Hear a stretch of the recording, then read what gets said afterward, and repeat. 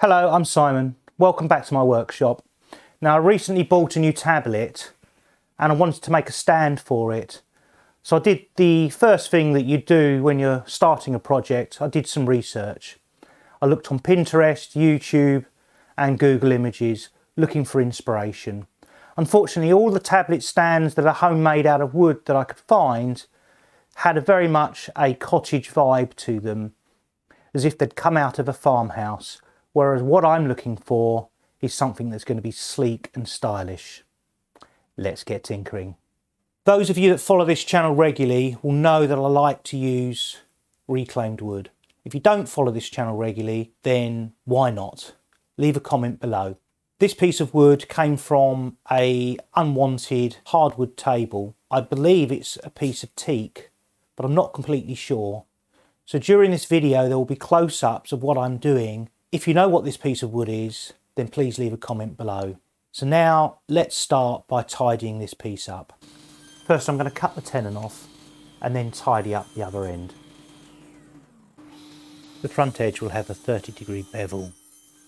Keeping the bevel at the same angle, I've lowered the blade so that it's 7mm high and I've removed the blade guard and riving knife. I'm now going to make a trench cut to create a groove. This will take a couple of passes to get the required width. I'm now going to cut a bevel on the top using the bandsaw. One thing I didn't account for was that the holes would show through once I'd cut it. It's obvious really, I'll have to fill that. If you've now got a better idea of what this piece of wood is, then please let me know in the comments, because I think it's teak, but I might be wrong. The bandsaw's done a pretty decent cut, but it still needs some tidying up with the sandpaper, and this will also provide me with the sawdust needed to fill the hole. I had 3 holes to deal with from this piece of second-hand wood. There's a hole here, we're at a really inconvenient point. This one here, and then this one's just starting to poke out here. So I need to fill these. I've collected the sawdust, so I'm going to put the sawdust in the holes and then put some CA glue or super glue in to harden it.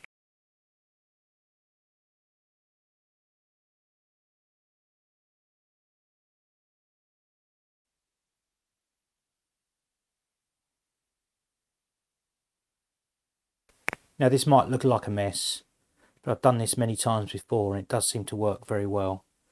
I'm now just going to sand it all back down.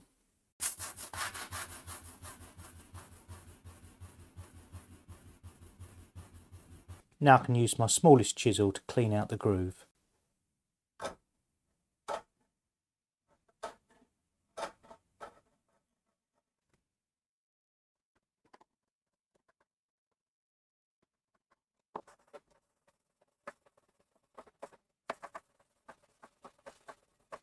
I now need to remove the dust using a tack cloth. It's now ready for a few coats of Danish oil.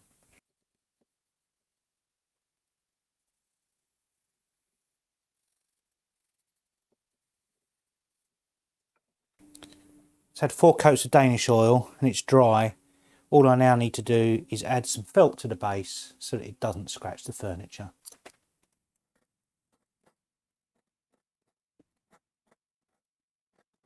Well, I think this turned out really well.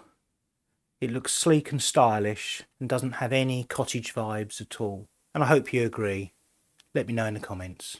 Well, what do you think? Did I meet my design brief? Let me know in the comments. If you've enjoyed this video, please leave a thumbs up. And if you'd like to see more videos like this, then please subscribe. And I'll see you in the next video. Thanks for watching.